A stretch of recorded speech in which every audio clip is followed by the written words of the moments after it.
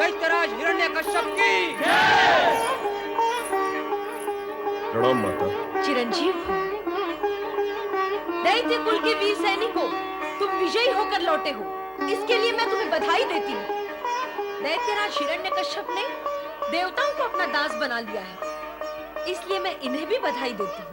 दैत्यराज ने विष्णु भक्तों को दंडित किया, ऋषि मुनियों के आश्रमों में दैत्य प्रथा को प्रचलित किया, इसके लिए मैं उन्हें बधाई देती हूँ। मेरी यही आशा है कि भविष्य में भी दैत्यराज इसी प्रकार अपने शत्रुओं को पराजित करते रहेंगे और पराजित करके उन्हें समाप्त करते रहे। दैत्यराज, तुम्हारा ये दुष्ट पुत्र हमारे शत्रु का पक्षधर बनकर उनके पक्ष में और हमारे विपक्ष में बोलता है। क्या हुआ गुरुवर? ये दैत्यों को अहिंसा, दयादान, धर्म तथा विष्णु भक्ति का पाठ पढ़ा रहा है। ये आप क्या कह रहे हैं गुरुवर? वही कह रहा हूं जो सत्य है। इतना ही नहीं, इसने हमारे आश्रम को, हमारे दैत्य आश्रम को विष्णु भक्ति का प्रचार प्रसार केंद्र बना दिया है। फिर अब हम क्या करें गुरुवर? तुम्हें इसे दंडित करना होगा। आप व्यर्थ क्रोधित और उत्तेजित होकर स्वयं को कष्ट क्यों दे रहे हैं आचार्य? ओम हरि। किंतु यह तो सत्य है कि आपके कहने पर असत्य सत्य तो नहीं हो जाएगा। मुझे लाज आती है, पीड़ा होती है, सिर्फ यह देखकर कि हमारे कुल गुरु एक बालक के प्रति इतनी कठोर और असत्य भाषा का प्रयोग कर रहे हैं। दुष्ट, तेरा ये दुस्साहस, अब हम तुम्हें अवश्य दंडित करेंगे। तनिक ठहरिए दैत्य गुरु, हम प्रहलाद से कुछ प्रश्न करना चाहते हैं। क्या दैत्य गुरु असत्य कह रहे हैं? क्या तुमने दैत्य गुरु के आश्रम में हमारे शत्रु विष्णु की भक्ति का प्रचार नहीं किया, उपदेश नहीं दिए? कृपया उनके प्रति शत्रु भाव को त्याग कर दे पिताश्री। इससे क्या होगा प्रहलाद? तुम कहना क्या चाहते हो? मैं दैत्यों के मन से बैर भाव मिटाकर उन्हें सबका मित्र बनाना चाहता हूँ पिताश्री। और मित्रता की भावना मन में तभी दृढ़ होगी जब भगवान विष्णु हृदय में विराजमान होंगे। भगवान विष्णु को अपना शत्रु बनाकर दैत्य गुरु समस्त दैत्य जाति को विनाश की ओर ले जा रहे हैं पिताश्री। कुल कलंक, अब हम तुम्हें जीवित नहीं रहने देंगे।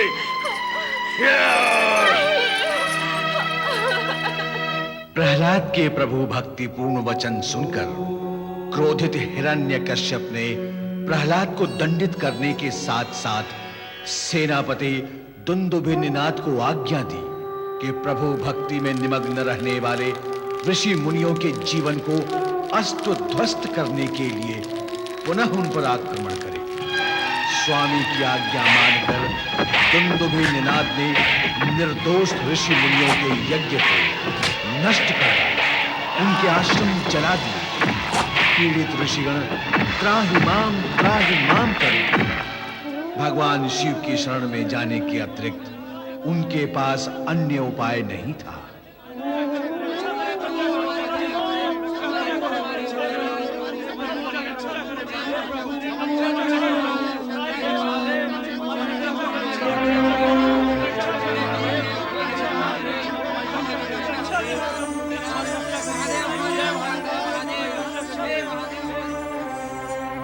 भोलेनाथ, हिरण्यकश्यप के भयंकर राक्षस हमारे यज्ञ को भंग कर रहे हैं। इतना ही नहीं प्रभु, वो हम पर भी प्रहार करते हैं। वे नहीं चाहते कि हम यज्ञ का शुभ कार्य करें। हमारी रक्षा करें देवेश्वर। राक्षस हमारे आश्रम उजाड़ रहे हैं प्रभु। निर्दोष महात्माओं के प्राण तक हरण कर रहे हैं ये राक्षस। प्रभु, रोकिए इस अनर्थ को। आप तो शरणागतों के उद्धारक और दुखियों के तारनहार हैं। यदि आपके भक्त जनों पर असुरों का अत्याचार होगा तो फिर उनकी रक्षा कौन करेगा? असुरों द्वारा उत्पन्न इनके संकटों का अंत करें स्वामी। ऋषिगण, आप सभी की पीड़ा ने हमें पीड़ित किया है, किंतु दुविधा यह है कि जब तक आसुरी शक्ति अपनी चरम सीमा तक नहीं पहुंचती, तब तक उसका अंत होना संभव नहीं है। इसके उपरांत भी हम ऐसा उपाय करेंगे जिससे उनके अत्याचारों का अंत होगा। अब आप सब निश्चिंत होकर अपने अपने आश्रम जाएं और पूर्ववत धर्म ध्यान में मन लगाएं। भगवान भोलेनाथ की जय, भगवान भोलेनाथ की जय, भगवान भोलेनाथ की जय, भगवान भोलेनाथ की जय। स्वामी, आपने ऋषिगण को कुछ उपाय करने का आश्वासन दिया है। वो उपाय क्या है स्वामी? देवी पार्वती, हम चाहते तो हैं कि कुछ उपाय करें। आपके चाहने से हिरण्यकश्यप के राक्षस अत्याचार कैसे रोक देंगे? इसके लिए तो आपको कुछ करना ही होगा स्वामी। देवी, तुम हमारी अर्धांगिनी शिवा होने के साथ साथ शक्ति का अवतार भी हो। तुम्हारे इंगित मात्र से बड़ी और भयंकर से भयंकरतम दुष्ट शक्तियां नष्ट हुई और हो सकती हैं। फिर भी आश्चर्य है कि तुम हमारे उपाय के प्रति शंकित हो। नहीं स्वामी, आपके उपाय के प्रति शंकित होने का प्रश्न ही नहीं है। मैं तो केवल इतना ही निवेदन कर रही थी कि हिरण्यकश्यप की गति का अंत समय आ गया अथवा समय शेष है।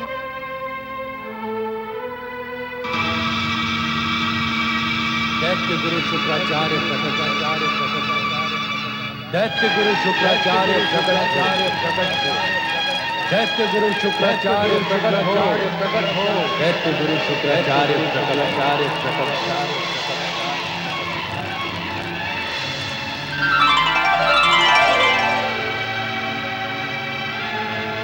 मैं उपस्थित हूँ भोलेनाथ। मुझे कैसे स्मरण किया?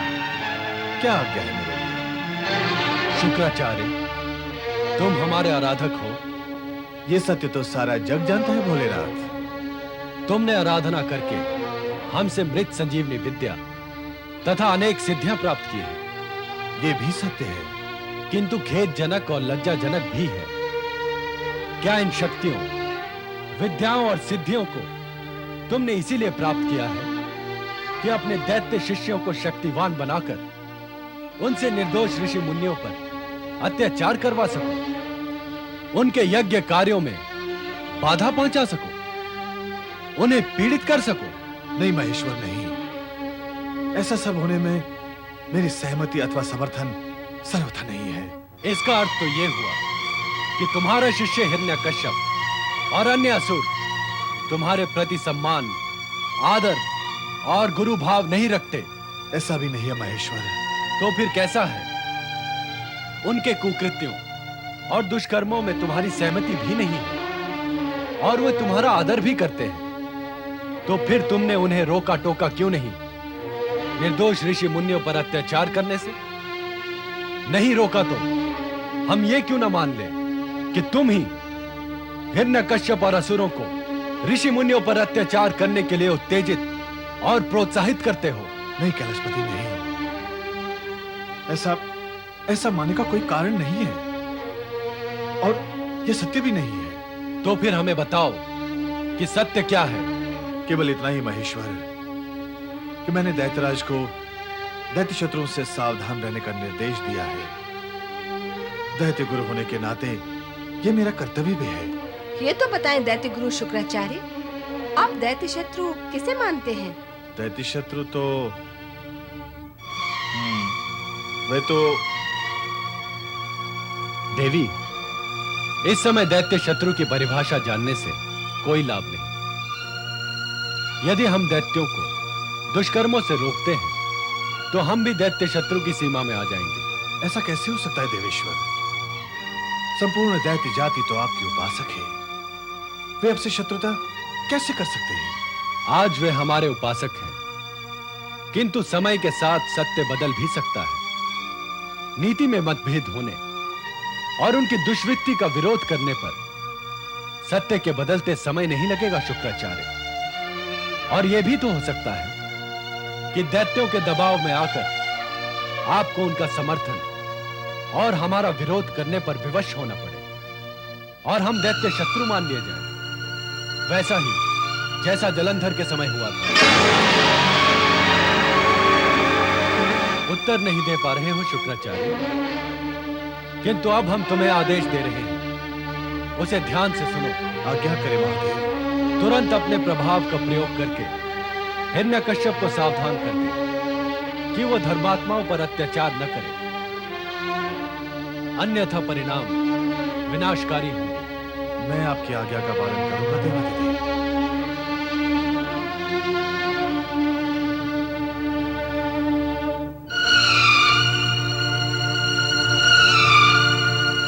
परम योद्धा दुंदुभि निनाद की जय। दैत्य सेनापति परम योद्धा दुंदुभि निनाद की जय। दैत्य सेनापति परम योद्धा दुंदुभि निनाद की जय। आओ दुंदुभि निनाद, तुम्हारा स्वागत है। कहो, क्या समाचार लेकर आए हो? समाचार हमारे पक्ष में है दैत्यराज। मैंने दैत्य शत्रु विष्णु भक्त ऋषि मुनियों को मृत्यु के मुंह में ढकेल दिया है। और जो बच गए वो प्राण बचाकर अज्ञातवास में जा चुके हैं। आपका विरोध करके विष्णु भक्ति करने का साहस अब कोई नहीं करेगा।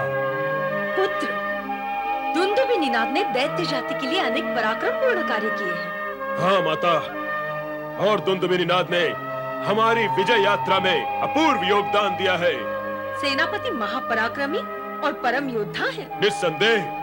और तुम्हारे प्रति अत्यंत स्वामी भक्त भी। हम भी तो इनसे स्नेह करते हैं। स्नेह? क्या हम इनसे केवल स्नेह ही करते रहेंगे? पुरस्कार स्वरूप इन्हें कुछ देंगे नहीं? कहो माता, तुम जो कुछ भी चाहोगी हम दुंदुभि निनाद को वही देंगे।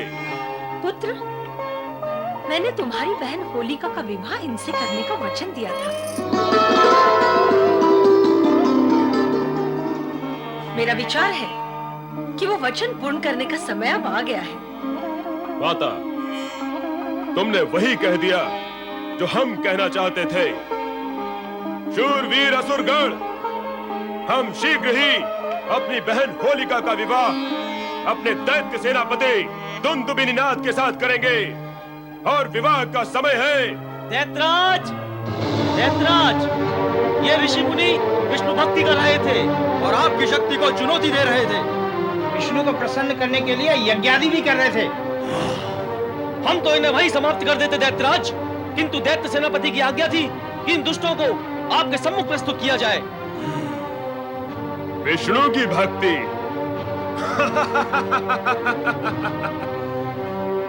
क्या करेगा वो? रक्षा करेगा तुम्हारी?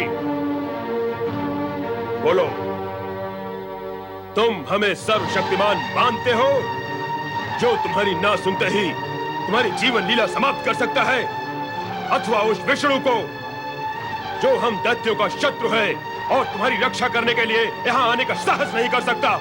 ब्रह्मा, विष्णु, महेश के अतिरिक्त जो व्यक्ति किसी को सर्वशक्तिमान मानता है वो मिथ्यावादी है, कपटी है और अधर्मी है, पापी है। यदि आप चाहें तो हमारे प्राण ले सकते हैं, किंतु हम असत्य नहीं कहेंगे। वही हमारे रक्षक है। देखता हूँ कब तक तुम्हारा वो सर्वशक्तिमान विष्णु यहाँ आकर तुम्हारे प्राणों की रक्षा करता है। सेनापति नहीं, इन निर्दोष विष्णु भक्तों को समाप्त करने से पहले तुम मुझे समाप्त कर दो। ओम हरि। दैत्य सेनापति दुंदुभि निनाद, सावधान! बंद कर दो इन निर्दोष धर्मात्माओं पर अत्याचार। यह शुभ आज्ञा है।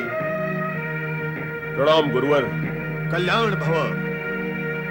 कल्याण होने का आशीर्वाद तो तब फलेगा गुरुवर जब हमारा कल्याण चाहने वालों का कल्याण होगा। सीधी भाषा बोलो दैत्यराज। गुरुवर, देवताओं ने हमारे विरुद्ध षड्यंत्र आरंभ कर दिए हैं। विष्णु की सहायता से वे हमें समाप्त कर देना चाहते हैं।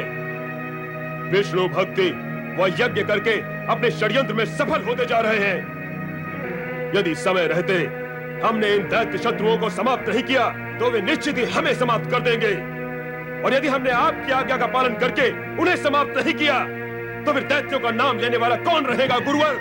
दैत्य गुरु, पुत्र हिरण्यकश्यप सत्य कह रहा है।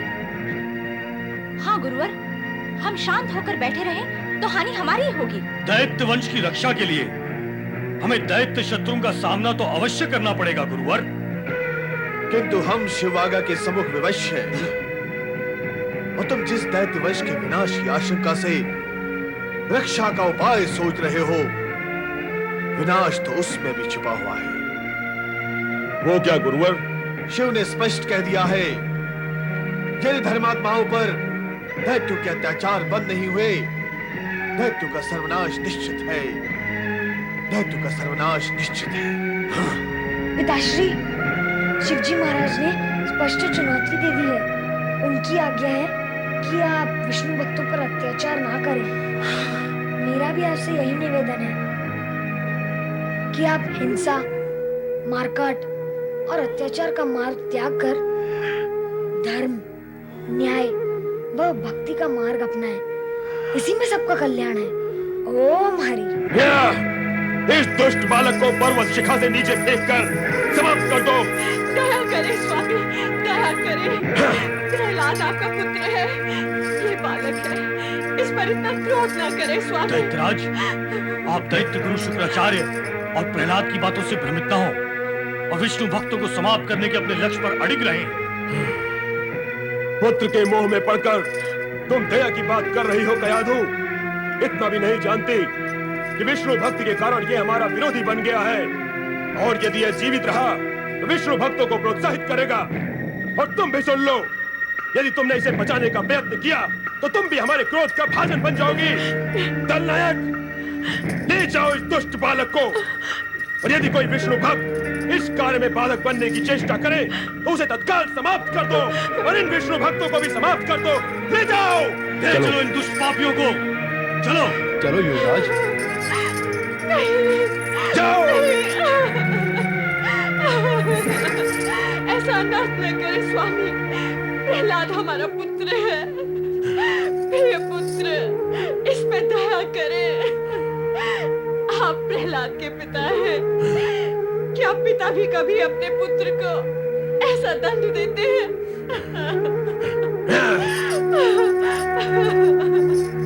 मेरा प्रहलाद। हरि बोल बोल बोल मन बोल बोल बोल हरि बोल बोल बोल मन बोल बोल बोल हरि बोल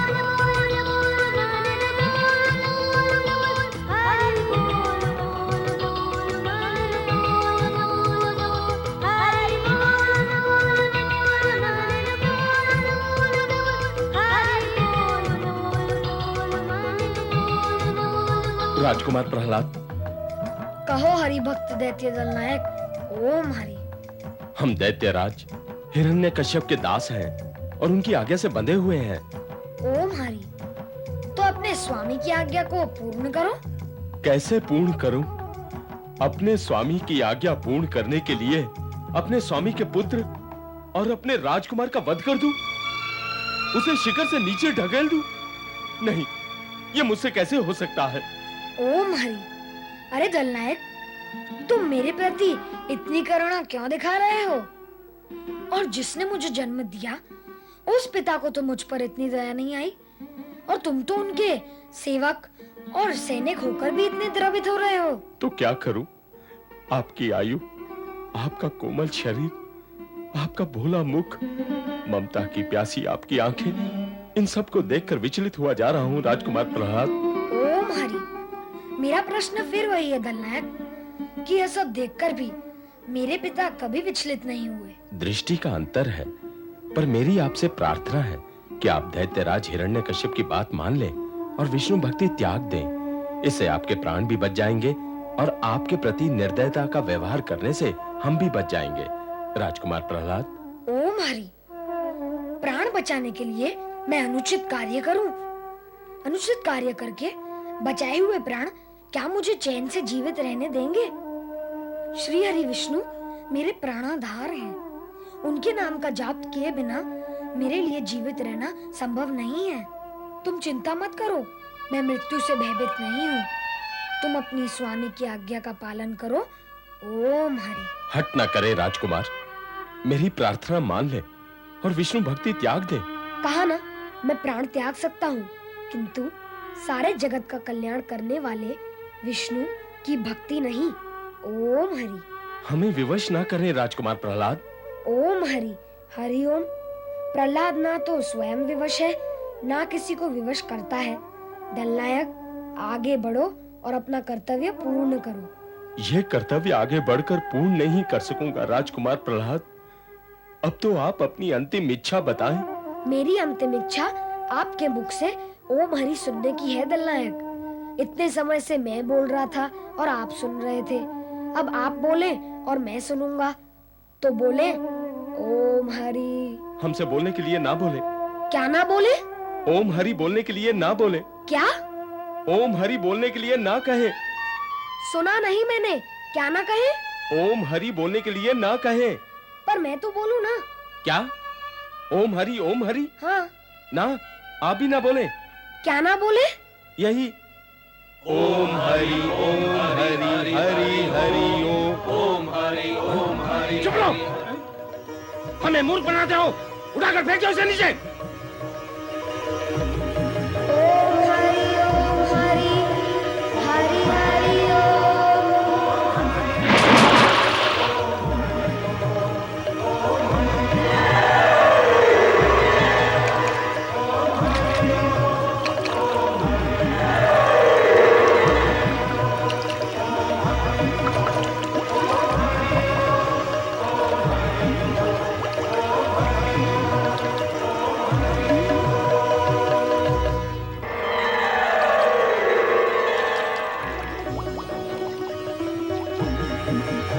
सुंदर बालक है स्वामी। यह हमारा परम प्रिय भक्त प्रहलाद है देवी। मन करता है जैसे इसे गले से लगा लूं।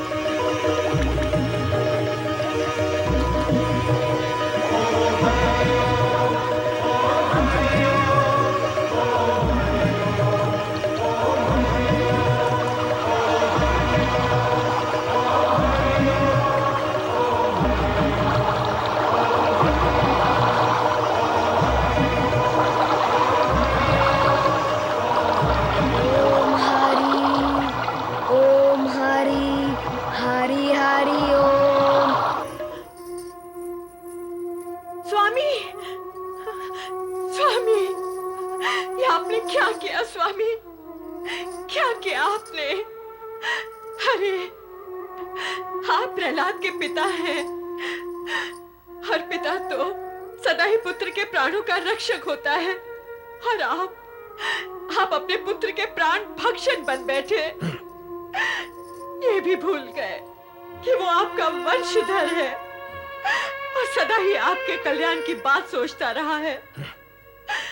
मैं कहती हूँ स्वामी, अब भी समय है, अपने पुत्र पर दया करें, कृपा करें नाथ, उसे मृत्यु के मुख में ना ढकेले। बंद करो ये विलाप कयाधु।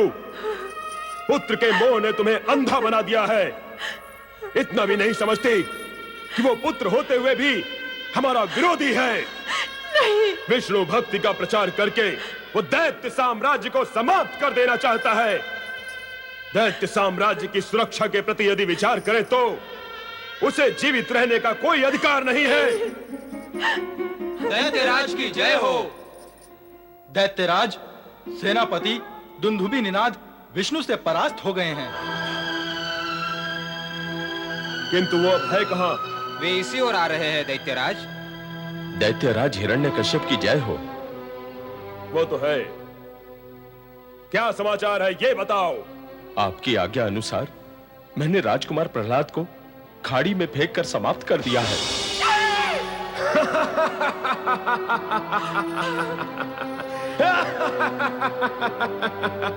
दलनायक, इस समाचार से हमारे मन को प्रसन्नता हुई है, हमारे मन को शांति मिली है। वो दुष्ट दैत्य धर्म विरोधी राजद्रोही विष्णु भक्त समाप्त हो गया। ये सुनने से पहले मैं मर क्यों नहीं गई? मेरा प्रहलाद, मेरा पुत्र, तेरे बिना तेरी माता कैसे जीवित रह सकती है पुत्र। माता, ये क्या कर रही हो माता? प्रहलाद, मेरा प्रहलाद, मेरा बच्चा। तू जीवित कैसे बच गया दुष्ट? तू अपने पिता का शत्रु है। नहीं पिताश्री, मैं आपका शत्रु नहीं हूँ और मेरी आपसे एक विनती है कि आप भगवान विष्णु को अपना शत्रु ना समझे। ओम हरि। वो सबके हितैषी और परम दयालु हैं।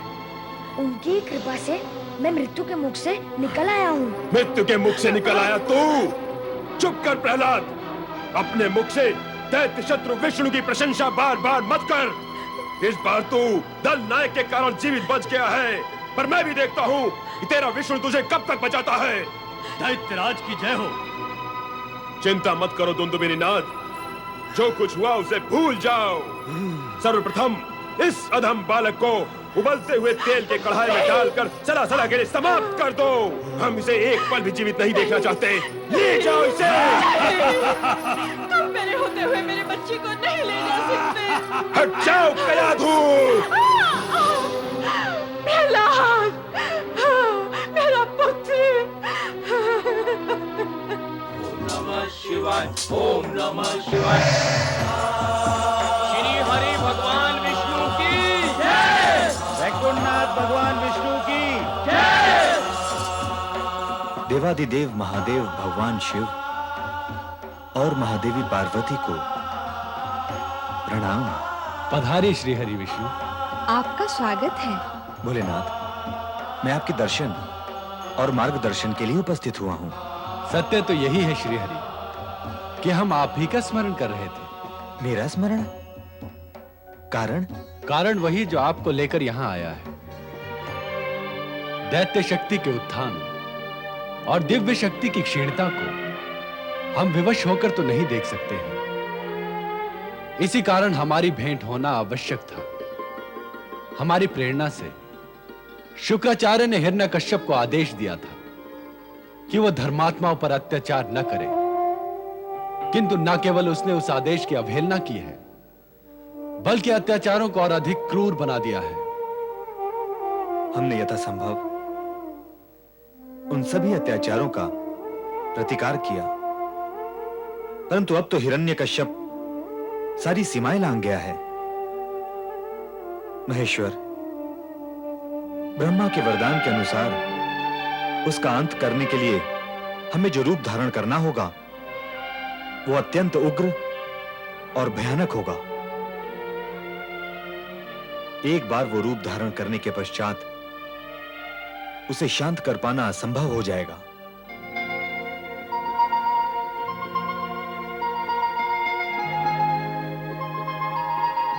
आप निश्चिंत हो जाएं श्री हरि। आपके उस उग्र रूप को शांत करने का उपाय हम अवश्य करेंगे। विष्णु और रुद्र के उग्र तथा विचित्र रूप का मिलन सृष्टि के लिए आश्चर्यपूर्ण और कल्याणकारी होगा। हमने जगत के कल्याण के लिए कई रूप धारण किए हैं और करते रहेंगे। प्रभु, क्या आप एक नवीन अवतार धारण करेंगे? विष्णु की अवतार लीला के लिए इस बार हमारा सहयोग अति आवश्यक हो गया है देवी।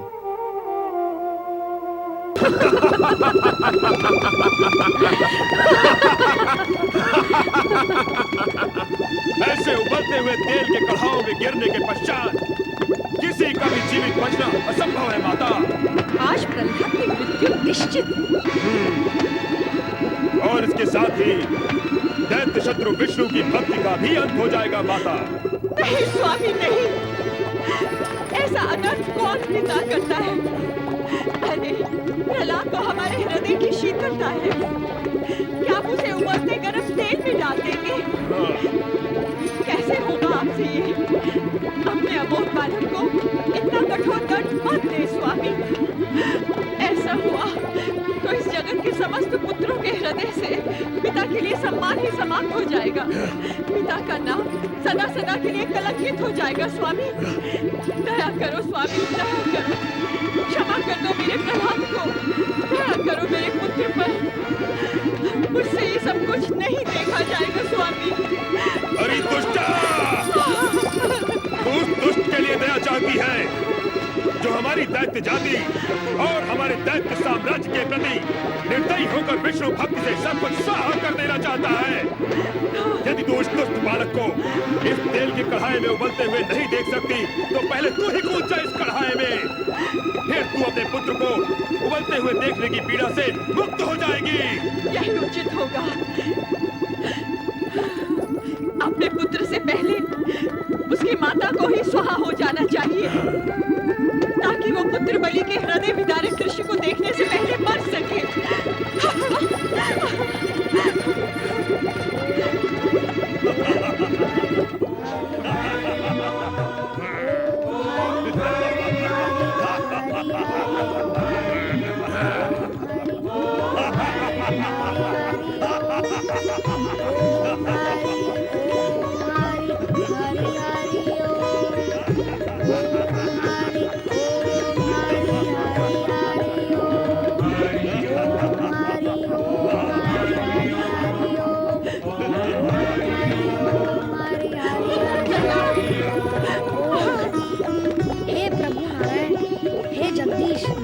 मैं आपको कोटि-कोटि प्रणाम करता हूँ। दैत्य सेनापति धुंधुभिनाथ, अब आप अपना कार्य पूर्ण करें। मैं श्री विष्णु के श्री चरणों में जाने के लिए तैयार हूँ।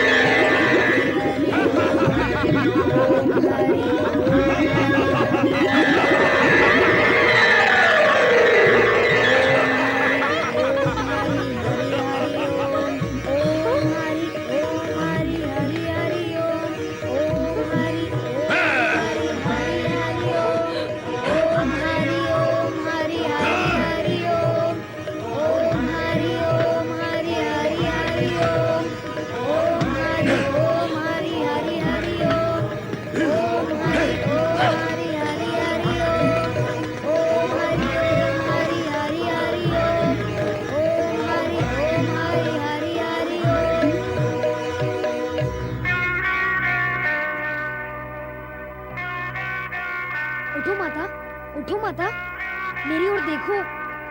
माता,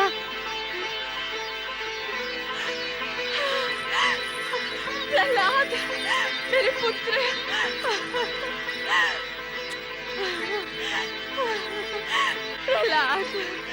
प्रहलाद मेरा परम शत्रु है, केवल मेरा ही नहीं अपितु समस्त दैत्य जाति का शत्रु है। दैत्य शत्रु का विनाश होना ही चाहिए, अन्यथा दैत्य जाति का पतन निश्चित है। भले ही प्रहलाद मेरा पुत्र है, किंतु इस विद्रोही पुत्र को मृत्यु के मुख में ढकेलना ही होगा। प्रहलाद का अंत करना ही होगा, उसका अंत करना ही होगा, अंत करना ही होगा। किस चिंता में डूबे हुए हो भैया? हमारी चिंता एक ही है होलिका, जिसे तुम अच्छी तरह जानती हो। प्रहलाद हमारा विद्रोही पुत्र, हमारा परम शत्रु। प्रहलाद जिसको हमने अनेकों बार मृत्यु के मुख में ढकेला, किंतु वो हर बार वहां से जीवित बच निकला। इस बार वो नहीं बचेगा भैया। क्या? हाँ भैया, तुम्हारी बहन ने तुम्हारी इस चिंता को दूर करने का उपाय सोच लिया है। क्या उपाय सोचा है तुमने? तुम नहीं जानते भैया, मैंने अग्नि की तपस्या करके अग्नि में न जल जाने की सिद्धि प्राप्त की है, और यह सत्य केवल माता दीति ही जानती है। किंतु तुम्हारे सत्य से प्रहलाद को समाप्त करने की हमारी ये समस्या कैसे हल हो सकती है होलिका? मैं प्रहलाद को गोद में लेकर बैठूंगी, उसके प्रति अपने स्नेह का प्रदर्शन करूंगी। उसी समय तुम सैनिकों को आग जलाने का आदेश देना। संकेत में अग्नि प्रज्वलित होगी और प्रहलाद अग्नि में जलकर भस्म हो जाएगा और मैं अपनी सिद्धि के बल पर जीवित ही अग्नि से बाहर निकल आऊंगी।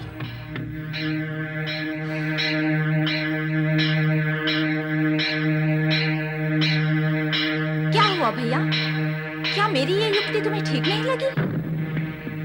तुम्हारी युक्ति तो ठीक है, किंतु हम ये सोचते हैं कि प्रहलाद ने विष्णु भक्ति करके ऐसी चमत्कारी सिद्धियां प्राप्त कर ली है जिसके कारण मृत्यु उससे दूर रहती है। यदि तुम्हारी युक्ति भी उसके सामने विफल हो गई तो फिर हम क्या करेंगे? नहीं भैया, इस बार ऐसा नहीं होगा। मैं आपको विश्वास दिलाती हूँ कि जब तक प्रहलाद अग्नि में जलकर भस्म नहीं हो जाएगा, मैं भी अग्नि से बाहर नहीं निकलूंगी। तो तुम्हारे विचार से हमें ये कार्य कब करना होगा? आगामी फागुन की शुक्र पूर्णिमा को। आगामी फागुन की शुक्ल पूर्णिमा को।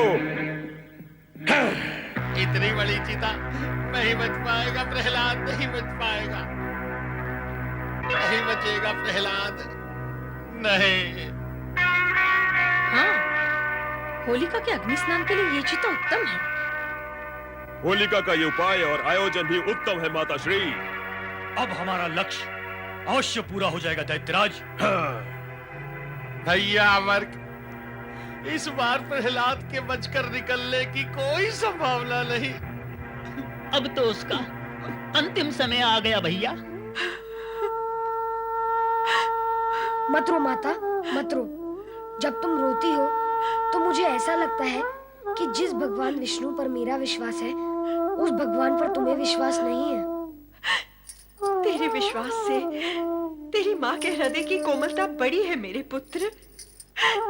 इस जगत में मेरे अतिरिक्त अन्य कौन ऐसी अभागन माँ होगी जिसने अपने प्राणों से भी प्रिय पुत्र को मृत्यु के विकराल जबड़ों में बाहर बाहर जाते हुए देखा हो।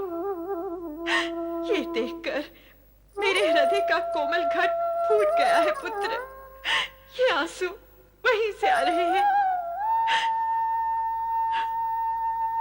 तुम्हारे इन आंसुओं से मेरा विश्वास डूबेगा नहीं माता, और ना ही तुम्हारे हृदय की कोमलता से मेरी भक्ति का मार्ग कच्चा होगा। मैं तो यह चाहता हूँ कि मेरी भक्ति और मेरे विश्वास से तुम्हारा हृदय पक्का हो। अपनी माता का हृदय पक्का करेगा तू? तेरी इन्हीं ज्ञान भरी बातों से तेरे प्रति मोह और अधिक बढ़ जाता है मेरे पुत्र। और जब पुत्र के लिए मोह बढ़ता है न पुत्र, तो माता का हृदय पक्का नहीं रह जाता, वो और अधिक कच्चा हो जाता है। अब आप ज्ञान भरी बातें कर रही हैं जो मेरे समझ के बाहर हैं। ज्ञान की नहीं, विश्वास की बातें करो माता। याद करो माता, मेरे जन्म के समय भगवान विष्णु ने प्रकट होकर कहा था कि वे अदृश्य रूप में हर समय मेरे साथ रहेंगे। जब भगवान का आशीर्वाद है मेरे सिर पर, तो चिंता कैसी? और कौन करेगा मेरा विरोध? और करेगा भी तो कैसे? तेरे इसी विश्वास ने तो तुझे ही नहीं, मुझे भी जीवित रखा है मेरे पुत्र। जब विश्वास है तो रोती क्यों है माता? तुझ पर बार बार अत्याचार होता है, अन्याय होता है, वो भी तेरे ही पिता द्वारा, जिसे मैं असहाय और विवश होकर देखती रहती हूँ। तो मुझे रोना आता है पुत्र। वो दृश्य और उन दृश्यों की दुखद स्मृति मुझे रुला देती है प्रहलाद। इसका एक सरल उपाय है माता। भविष्य में ऐसा कुछ हो तो तुम मेरे आसपास देखना, तुम्हें भगवान विष्णु नजर आएंगे। उनकी उपस्थिति का ध्यान करेंगे तो रोना नहीं आएगा माता। शुभ बोल मेरे पुत्र, विधाता न करे भविष्य में ऐसा कुछ हो। इतनी बार हुआ है तो फिर हो सकता है माता, इसमें चिंता कैसी? यदि हो जाए तो वही करना जो मैंने कहा है। मेरे आसपास भगवान विष्णु को देखना, वे दिखाई ही देंगे। बस समझ जाना, मेरा बाल भी नहीं बांका होगा। नहीं प्रहलाद, तो जितना विश्वास मुझ में नहीं है पुत्र। तू देखते रहना भगवान विष्णु को, पर मैं तो तुझे ही देखती रहूंगी। मेरे तन का रोम रोम तुझे ही देखता रहेगा। मैं तेरे पास खड़े भगवान तक नहीं पहुंच पाऊंगी। अरे तुझे छोड़कर मेरी दृष्टि इतनी दूर तक नहीं जाएगी प्रहलाद। माता, क्यों रो रही हो माता? यही सोचकर कि तेरे पिता के साथ साथ समस्त असुर जाति तेरी शत्रु बन चुकी है। तो अकेला नन्हा सा बालक कब तक उनका सामना करेगा? फिर वही बात। अरे माता, मैं नन्हा बालक हूँ, पर भगवान विष्णु तो नन्हे बालक नहीं है। वे सबको पछाड़ते आए हैं और सभी को पछाड़ देंगे। तुमने बार बार मेरे ऊपर उनकी कृपा का चमत्कार होते हुए देखा है, फिर भी चिंता करती हो। अभी आंसू पोंछ डालो। भगवान विष्णु मुझे अब तक हर विपत्ति से उभारते आए हैं और भविष्य में उभारेंगे। विधाता करे ऐसा ही हो मेरे पुत्र।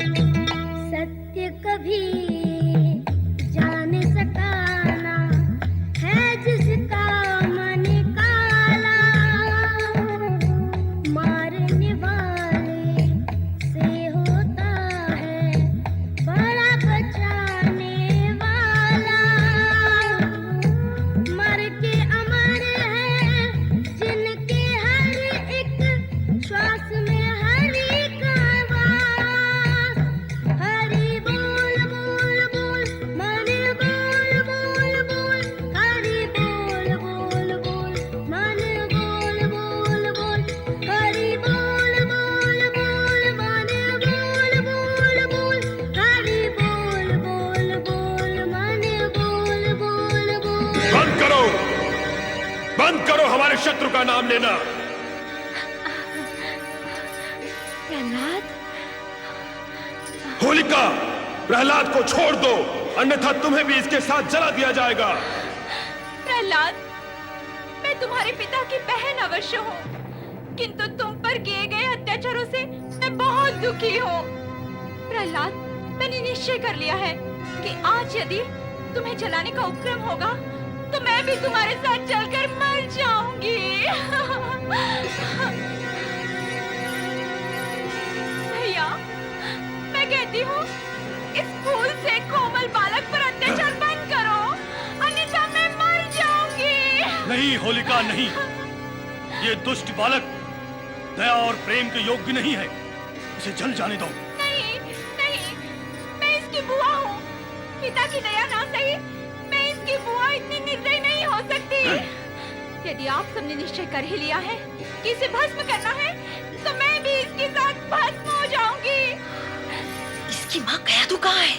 अपने कक्ष में है, उसे इस विषय में कुछ भी ज्ञान नहीं है। प्रहलाद, मेरे बालक।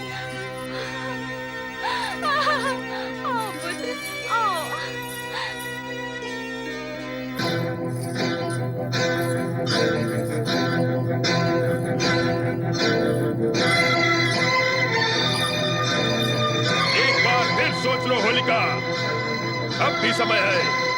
जलने मरने का विचार त्याग दो। नहीं भैया, मैं प्रहलाद पर अत्याचार होते नहीं देख सकती। प्रहलाद,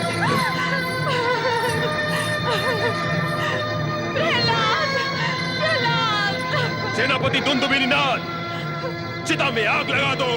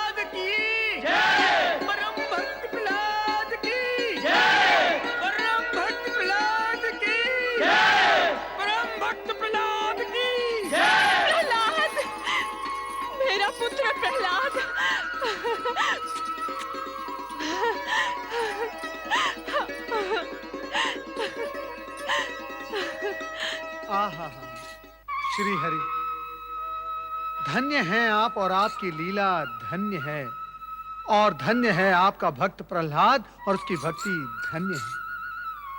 फाल्गुन की ये पूर्णिमा होलिका दहन के नाम से सदा सदा के लिए प्रसिद्ध हो जाएगी। नारायण नारायण नारायण, भजमन नारायण नारायण नारायण। श्री हरि, बड़ी विचित्र है आपकी लीला। जिस प्रहलाद को जलाने का आयोजन था वो फूलों पर बैठा मिला, और जिसे ना जलने का वरदान प्राप्त था वो होलिका अग्नि में जलकर भस्म हो गई। धन्य है आप और आपकी लीला धन्य है।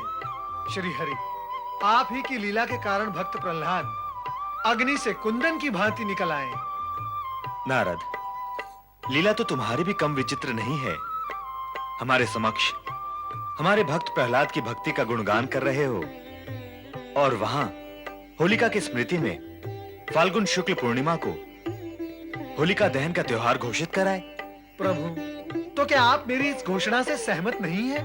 असहमत होकर हम इस सत्य को कैसे नकार दें? कैसा सत्य प्रभु? यही कि फाल्गुन शुक्ल पूर्णिमा के दिन दुष्ट शक्तियों का नाश व भक्ति की विजय का दिन माना व मनाया जाएगा। युगों युगों तक ये परंपरा चलती रहेगी। शुभ संकेत दिया प्रभु आपने, किंतु आप अब मुझे ये बताएं, भविष्य में क्या होगा? क्या होलिका दहन के पश्चात उसका भाई हिरण्यकश्यप सब कुछ मौन रहकर सहन कर पाएगा? बहुत चतुर हो नारद, हम पर भी अपनी लीला चलाए बिना नहीं चूकते। भविष्य जानने के लिए अतीत का पल्लू पकड़ लेते हो। अत्यधिक चतुर हो तुम। प्रभु, आपका भक्त चतुर नहीं तो क्या बुद्धू होगा? नारायण नारायण। हाँ तो प्रभु, मैं आपसे ये पूछ रहा था कि हिरण्यकश्यप क्या मौन रहकर सब कुछ सहन कर लेगा? कदापि नहीं। वो अपनी दैत्य दुष्वृत्ति के वशीभूत होकर और अधिक अत्याचारी हो जाएगा। अर्थात चरम सीमा पर पहुंच जाएगा, उस सीमा रेखा पर जहां पहुंचकर सर्वनाश निश्चित है। तुम्हारा अनुमान सही है नारद। अब वो समय समीप आ गया है जब शिव आज्ञा के अनुसार ब्रह्मा जी के वरदान की रक्षा करते हुए हमें वो विशेष कार्य करना ही होगा जिसके लिए हमें निर्धारित किया गया है।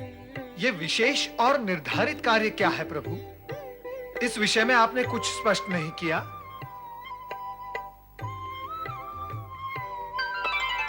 माता, नारद का प्रणाम स्वीकार करें। अब तक आप कहां थी माता? प्रभु का संग छोड़कर आप कहां चली जाती हैं? मैं क्या करूं नारद, तुम्हारे प्रभु तो मुझसे बात ही नहीं करते। मैं इनके मुखमंडल के दर्शन करते हुए कब तक यहाँ बैठी रहूं? तो क्या माता आप भ्रमण करने चली गई थी?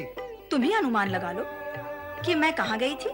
सही अनुमान तक पहुंचने के लिए तुम्हें इतना जानना है नारद कि इनकी केवल 2 ही सखियां हैं, देवी सरस्वती और देवी पार्वती।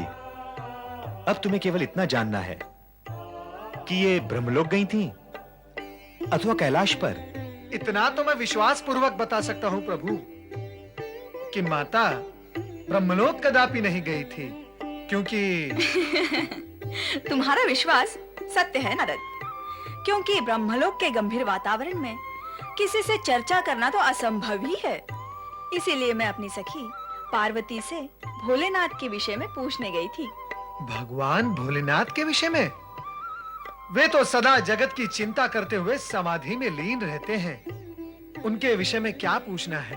नारद, हमारे स्वामी उनकी लीलाओं के विषय में स्वयं तो हमें कभी कुछ बताते नहीं, पर भोलेनाथ इनकी लीलाओं के विषय में इनसे अधिक जानते भी हैं और अधिक बताते भी हैं। इसलिए मैं अपनी सखी पार्वती से पूछने गई थी कि भविष्य में क्या होने वाला है। तो फिर क्या बताया माता पार्वती ने? उन्होंने जो बताया वो सुनकर तो मैं चकित रह गई। तो फिर मुझे भी चकित कर दो वो सब सुनाकर। उन्होंने बताया कि इस बार भगवान विष्णु भीषण और विकराल रूप धारण करेंगे, जिससे सारे जगत में भय व्याप्त हो जाएगा। श्री हरि, क्या ये सत्य है? सुनते रहो और देखते रहो, हमसे कुछ न पूछो। दैत्यराज हिरण्यकश्यप की जय, महाप्रतापी हिरण्यकश्यप की जय, महाबली हिरण्यकश्यप की जय। बंद करो ये जय जयकार, बंद करो। क्या बात है माता, आप इतने क्रोध में क्यों हैं? मैं तुमसे पूछती हूँ कि तुम क्रोध में क्यों नहीं हो? लाज नहीं आती तुम्हें मुझसे ऐसा प्रश्न करते हुए कि मैं क्रोध में क्यों हूँ? लाज नहीं आती तुम्हें अपनी ये जय जयकार सुनकर? कैसी जयकार? हाँ, क्या विजय प्राप्त की है तुमने? अरे तुम तो पराजित हुए हो अपने विद्रोही पुत्र प्रहलाद से। उसी के कारण तुमने अपनी बहन होलिका को भी खो दिया, और इतने पर भी तुम्हें तनिक भी शोक अथवा क्रोध नहीं है। उल्टा मुझसे प्रश्न पूछ रहे हो कि मैं क्रोध में क्यों हूँ। धिक्कार है ऐसी जय जयकार पर तुम्हें। हाँ। शांत हो जाए माता। कैसे हो जाऊं शांत? शांति क्या तुम्हारी दासी है जिसे मेरे सर पर बैठा दोगे तो मैं शांत हो जाऊंगी? तो फिर आपके मन को शांत करने के लिए मैं क्या साधन करूं माता? जब तक तुम उस दुष्ट प्रहलाद और उसके भगवान विष्णु को दंडित नहीं करोगे, तब तक मेरे इस जलते हृदय की ज्वाला शांत नहीं होगी, कदापि नहीं होगी। होलिका के दहन ने मेरे मन में प्रतिशोध की ज्वाला भड़का दी है दैत्यराज। मैं प्रहलाद से ना सही, किंतु उसके आराध्य विष्णु से प्रतिशोध अवश्य लूंगा। है कहां वो दुष्ट अधम बालक प्रहलाद? हम उसे अभी इसी समय दंडित करेंगे। सैनिकों, गुप्तचरों, जाओ और जहां कहीं भी हो प्रहलाद को ढूंढकर हमारे सामने लेकर आओ। जाओ। ओम हरि ओम हरि हरि हरि ओम, ओम हरि ओम हरि ओम हरि ओम हरि हरि हरि ओम। पुत्र प्रहलाद। माता, कितना शांत और दिव्य वातावरण है इस आश्रम का। पर माता, बताओ कि तुम मुझे यहाँ लेकर क्यों आई हो? बताओ ना माता, तुम मुझे यहाँ लेकर क्यों आई हो? अब क्या बताऊं पुत्र? यहाँ आने और लाने का सत्य अत्यंत कटु है। देवऋषि तो कहा करते हैं ना, सत्य मार्ग पर चलने वालों के लिए कटु सत्य मन, बुद्धि और आत्मा को बलवान बनाता है। कहो ना माता, क्या है वो सत्य? ये तो तू जानता ही है पुत्र कि स्वयं तेरे पिता तेरे प्राणों के शत्रु बन बैठे हैं। वो बार बार तुझे मृत्यु के मुख में धकेलना चाहते हैं। ये देखकर मेरा हृदय कांप उठता है। इसलिए मैंने तुझे उस भयावह आशंकित वातावरण और परिस्थिति से हटाकर यहाँ ले आना उचित समझा पुत्र। माता, धन तो माता पिता का धन होता है और उनके दिए हुए इस धन पर उनका पूरा अधिकार है। यदि पिताश्री इसे समाप्त कर देना चाहते हैं तो वो उनकी इच्छा है। चुप कर प्रहलाद, चुप कर। पिता की इच्छा होगी तो वे पुत्र को समाप्त कर देंगे, और माँ की इच्छा का क्या होगा? इस जगत में आज तक किसी भी माँ ने अपने ही पुत्र को समाप्त करने की इच्छा की है क्या? ऐसे कैसे मैं तुझे अपने पिता की इच्छा पर समाप्त होने दे सकती हूँ प्रहलाद? अरे मैं माँ हूँ, तेरी माँ। मैं तुझे इस दिशा की ओर देखने भी नहीं दूंगी जहाँ मृत्यु का दुर्गंधपूर्ण काला धुआं उठता दिखाई देता हो। इसलिए तो मैं तुझे यहाँ ले आई हूँ पुत्र। पर माता, उनसे छिपकर कायरों की भांति यहाँ रहना मुझे स्वीकार नहीं है। आओ चले माता। होगा तो वही जो भगवान विष्णु की इच्छा होगी, और नारायण की इच्छा तो उनके भक्तों के लिए सदा शुभ ही होती है। चलो माता। नारायण नारायण। भक्त प्रहलाद, जब से मैंने तुम्हारे भक्ति के चमत्कारों की कीर्ति कथाएं सुनी है, तब से मैं तुमसे मिलने नहीं तुम्हारे दर्शन के लिए आतुर था। प्रहलाद के दर्शन? अपने शिष्य के दर्शन? देवर्षि, प्रहलाद तो आपका शिष्य है। दर्शनाभिलाषी तो इसे होना चाहिए। सत्य तो ये है कि यदि आपका सहयोग न होता तो इसका जन्म ही संभव न होता। ये तो जन्म से ही आपका ऋणी है। प्रणाम देवर्षि। कल्याण भव, आयुष्मान भव, आनंद भव। देवर्षि, कल्याण और आनंद तो आपके आशीर्वाद और भगवान की कृपा से ही हुआ है। मैं माता द्वारा आपकी कृपा के विषय में भी सब कुछ सुन चुका हूँ। आप श्री नारायण के परम भक्त। बस प्रहलाद बस। मैं श्री नारायण का भक्त अवश्य हूँ, किंतु भक्ति की दृढ़ता में मैं तुम्हारी बराबरी नहीं कर सकता। इसीलिए तो मुझे तुमसे शिक्षा लेनी। क्षमा करें देवर्षि, क्या आप अपने शिष्य की परीक्षा लेने आए हैं? कठोर परीक्षा? नहीं प्रहलाद, मैं तो तुम्हें ढूंढता हुआ ये संदेश देने आया था कि तुम्हारे पिता शत्रु भाव के वशीभूत होकर वो तुम पर चाहे जितने अत्याचार करे, किंतु तुम विचलित न होना, क्योंकि तुम्हारे साथ भगवान भोलेनाथ और श्री हरि विष्णु की असीम कृपा है। इसलिए अत्यंत भीषण और भयंकर विपत्तियां आने पर भी तुम्हारा किंचित भी अहित नहीं होगा। यही विश्वास हृदय में बनाए रखना। ये देखो राजकुमार प्रहलाद और दैत्य महारानी। पकड़ के ले चलो इन्हें। सावधान, शांत हो जाओ सैनिकों। राजकुमार कहते हो तुम इन्हें, है भी तुम्हारे राजकुमार। राजा की आज्ञा लेकर साथ आए हो, तो क्या राजकुमार के प्रति सम्मान की भावना राजमहल में छोड़कर आए हो? यदि आप राजकुमार को ले जाना चाहते हो तो ले जाओ, किंतु सम्मान के साथ। नहीं, मैं प्रहलाद को नहीं जाने दूंगी। अभी अभी देवऋषि ने क्या कहा माता? तुम व्यर्थ ही चिंता करती हो। मुझे कुछ भी नहीं होगा माता। ये तेरा सोचना है पुत्र, क्योंकि तेरे साथ तेरे भगवान विष्णु हैं। तो मेरा सोचना कुछ और है, क्योंकि मेरे साथ मेरे पुत्र प्रहलाद की चिंता और उसका मोह है।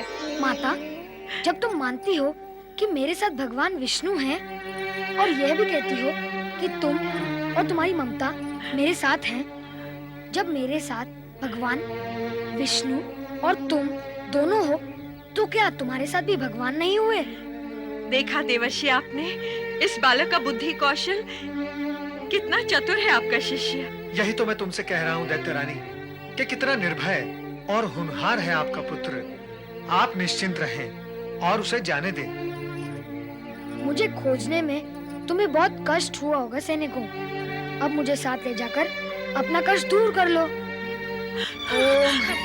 ओम हरि हरि हरि ओम। हमने राजमहल में और उसके आसपास चारों ओर ढूंढा, किंतु राजकुमार प्रहलाद कहीं नहीं मिले।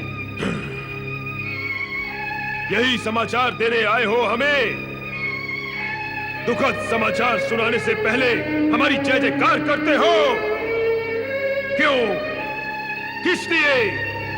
जिससे हम तुम्हारी जयकार सुनकर प्रसन्न हो जाए और फिर तुम्हारी असफलता का समाचार सुनकर अप्रसन्न हो जाए। दैत्यराज, हमने दूर दूर प्रहलाद की खोज में अपने विशेष सैनिक भेजे हैं। वे माता और पुत्र दोनों को अवश्य ही खोज निकालेंगे। हमें खोजने के लिए अब कष्ट उठाने की कोई आवश्यकता नहीं है। मैं आपकी सेवा में उपस्थित हूँ। पिताश्री, पुत्र मोह के कारण माता मुझे दूर ले गई थी, किंतु अब मैं श्री हरि विष्णु के विश्वास के कारण लौट आया हूँ।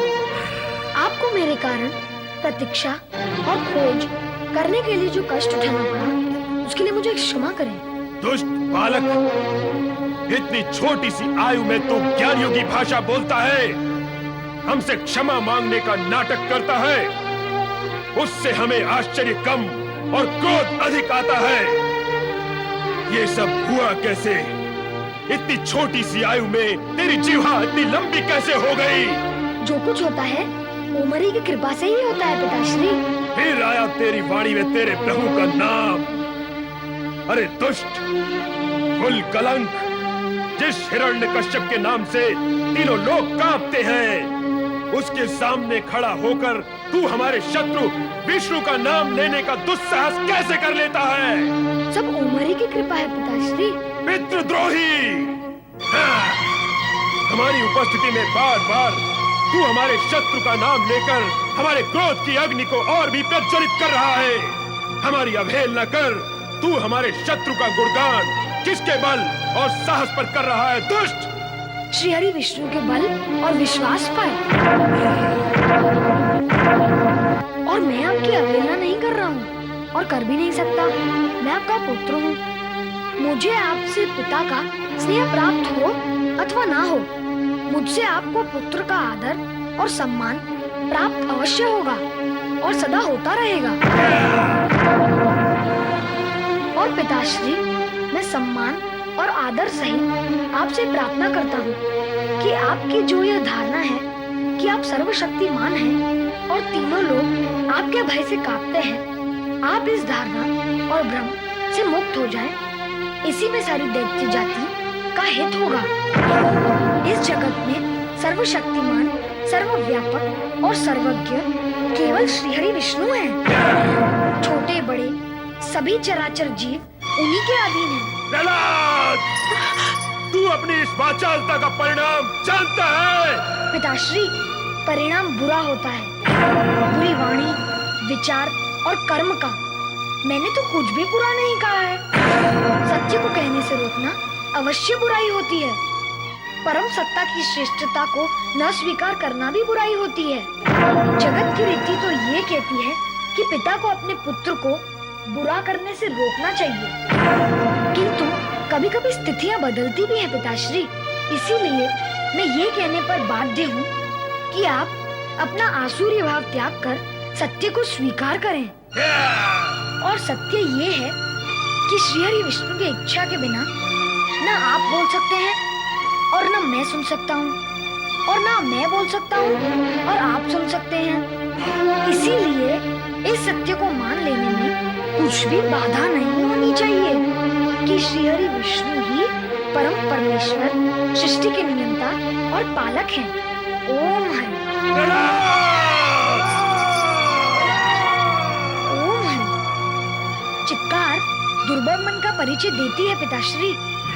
यदि आप ये अनुभव करें कि परमेश्वर जगत के कण कण में व्याप्त हैं, वे ही सर्वश्रेष्ठ और सर्व कल्याणकारी हैं।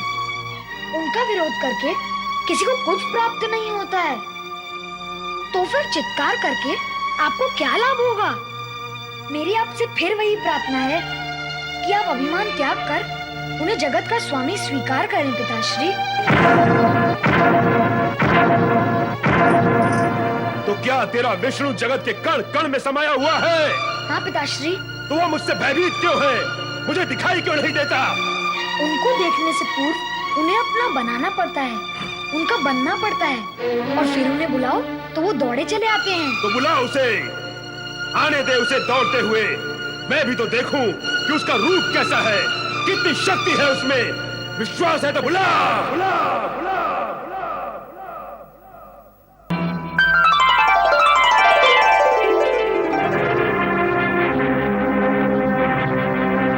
प्रहलाद, किसे प्रणाम कर रहा है? कहाँ है तेरा भगवान?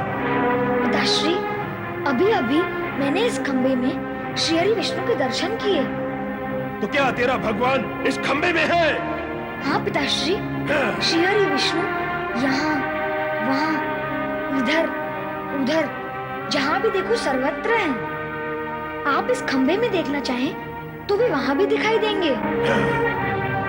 यदि तेरा भगवान इस खंबे में छिपा हुआ है तो मैं उसे अभी इसी समय समाप्त करता हूँ।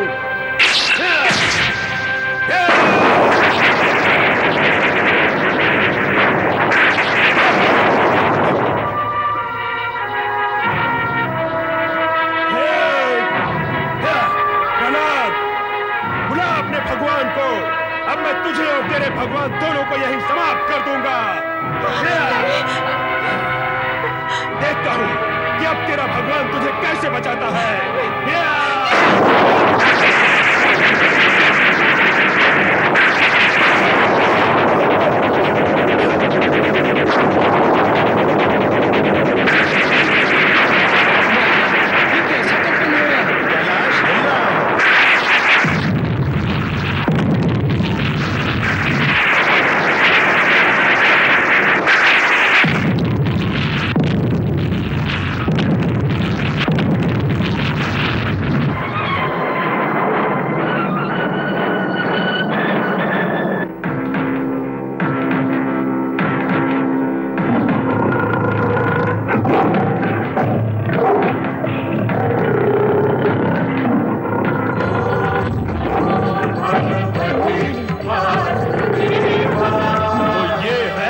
भगवान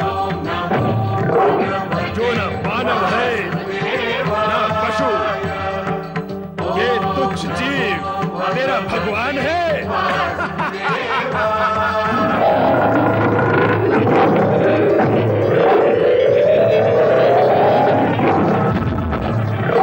रूपिये, अब मैं तुझे जीवित नहीं छोड़ूंगा।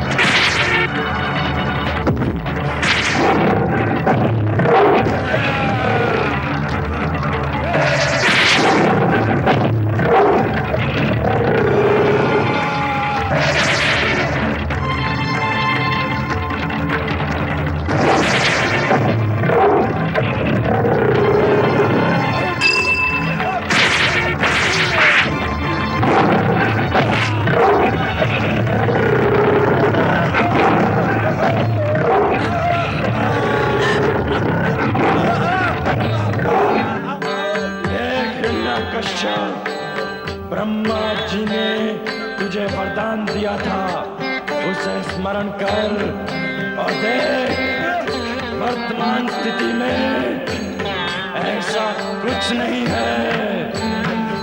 इस समय ना दिन है और ना रात, ना तू घर में है ना बाहर, ना तू आकाश में है ना पृथ्वी पर। तुझे मारने वाला ना मानव है और ना दानव, ना पशु है ना पक्षी। अरे मूर्ख, मृत्यु तो वरदान के अगल बगल से, नीचे ऊपर से अपना मार्ग बना ही लेती है।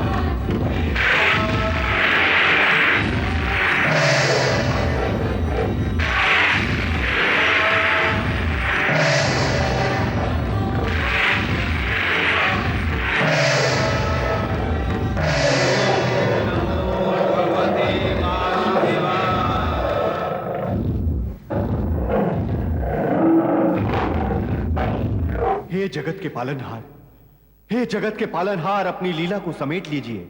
हे श्री हरि विष्णु, आपने नरसिंह अवतार लेकर मेरे वरदान को यथार्थ कर दिया, अपने भक्त की रक्षा की। अब शांत होकर अपने मूल स्वरूप में आ जाइए। हाँ प्रभु, हिरण्यकश्यप की भयंकरता को समाप्त करने के लिए आपने उससे भी अधिक भयंकर रूप धारण किया। आपकी लीला सफल हुई प्रभु। हे भक्त वत्सल भगवान श्री हरि विष्णु,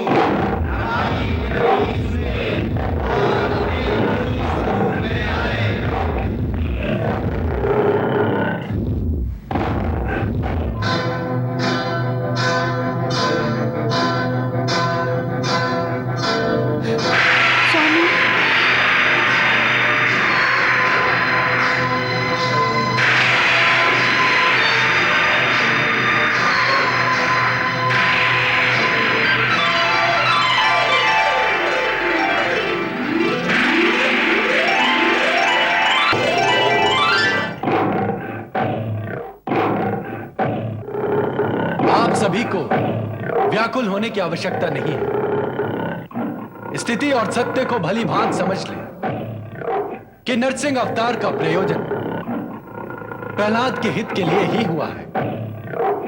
प्रहलाद और नरसिंह का संबंध भक्त और भगवान का अटूट और प्रगाढ़ संबंध है।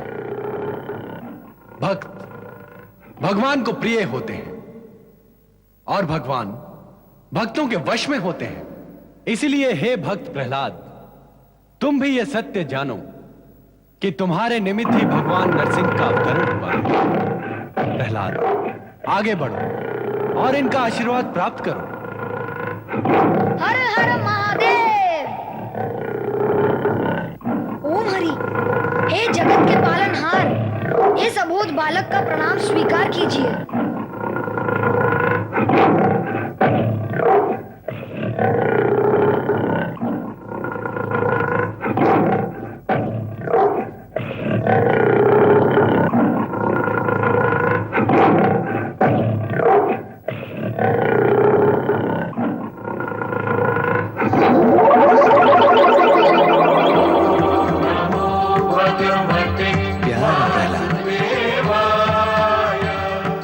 हम सभी का लक्ष्य पूर्ण हुआ भोलेनाथ।